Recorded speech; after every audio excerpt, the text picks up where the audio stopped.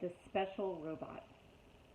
After Bright Bill told the story of his winter, he and his mother sat in silence and thought. They thought about poor Longneck and the human who had killed him. They thought about farms and cities and factories. They thought about Roz and where she truly belonged. Then after a while Roz told Bright Bill her own winter story. She spoke of her long dark hibernation and of how she had awoken to find the nest caved in around her. She spoke of blizzards and frozen animals. She spoke of the many lodges she had built and the one that had caught fire. But mostly she spoke of all the new friendships that she had forged. "I used to think that you were the only animal who would ever care about me," she said to her son. "I worried that, without you around, I would be alone again. But I was not alone. In fact, I made new friends, all on my own. I think the other animals might actually like me." "Of course they like you, Ma," squawked the goose. "You're the most likable robot I've ever seen, and I've seen a lot." It was true. Bright Bill had seen hundreds of different robots that winter, and none of them were anything like Roz. None of them had learned to speak with animals, or had saved an island from the cold, or had adopted a gosling. And as he sat there watching the robot's animal gestures and listening to her animal sounds, Bright Bill realized just how special his mother really was. The invitation. Roz was the first to arrive at the next dawn truce. She had an important announcement to make. The robot patiently waited in the great meadow as the sky slowly brightened and the animals slowly gathered.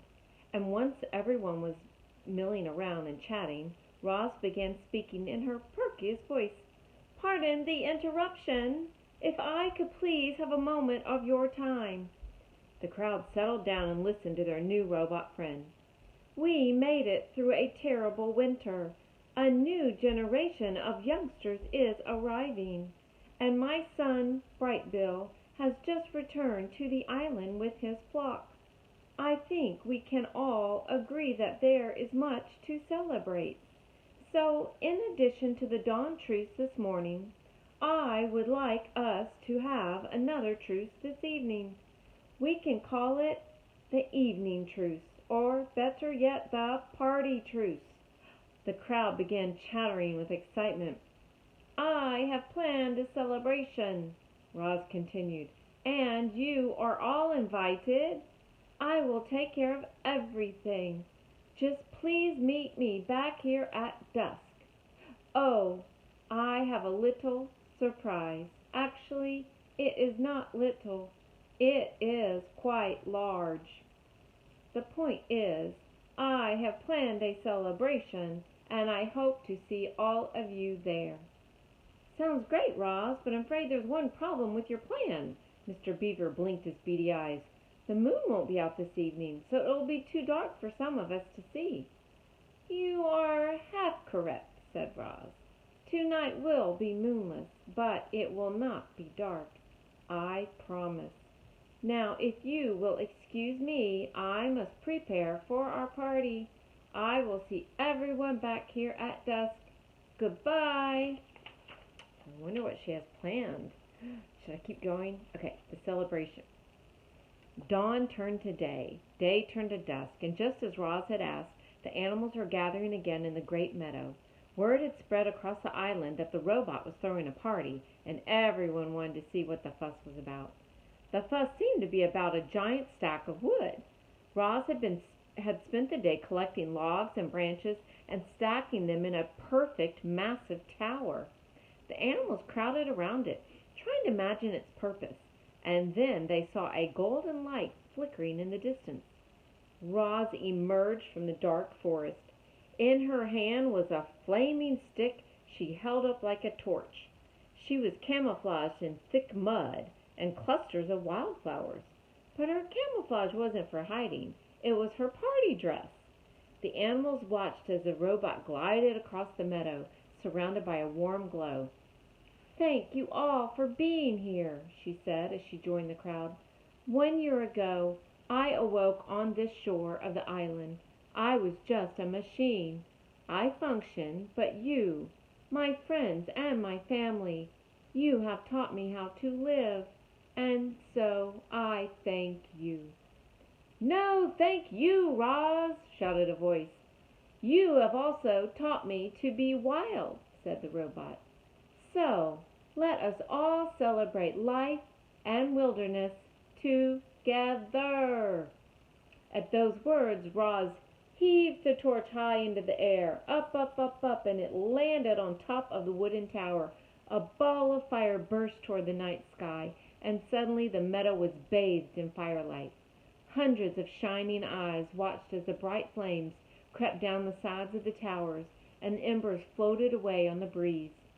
The animals stepped toward the bonfire, eager to feel its warmth, and then stepped back, afraid of feeling too much. But soon everyone was moving. The deer started leaping, the foxes started trotting, the snakes slithered, and the insects buzzed, and the fish jumped up from the river.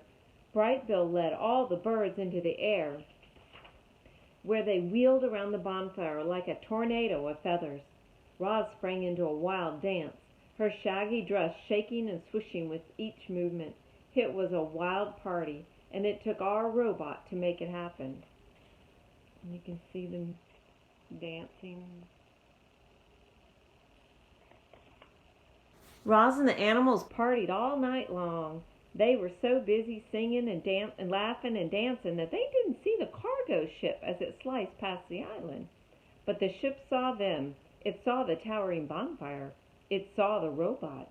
And then it continued through the darkness. The sunrise. By dawn, the bonfire had dwindled into a smoldering hill of ash. Everyone else had gone home, and only Roz and Bright Bill remained in the meadow. They lay in the grass together, watching as the soft light of morning crept up from the horizon. And then Roz said, "Let us go for a walk." The robot and the goose hiked and flew up to their favorite spot on the grassy ridge. And then they kept going. They followed the ridge to the mountain, and they climbed all the way to the craggy peak just in time to see the sunrise. "I climbed up here once before," said Roz as the sun's first rays warmed her body. "I sat on this very rock, looked out on the island, and I thought I would always be alone. But I was wrong." "Are you happy, Ma?" The robot thought for a moment. "I am. I'm happy too." Bright Bill closed his eyes and felt the wind and sun. There was a slight chill in the air that made him feel alive. Everything seemed just right. And then he heard a distant buzzing sound. The goose squinted to the south and saw a familiar shape in the sky. He turned to his mother and he said, "Ma, there's an airship flying this way." Uh-oh. Wonder what that could be. We'll have to find out next time. All right. Have a good night.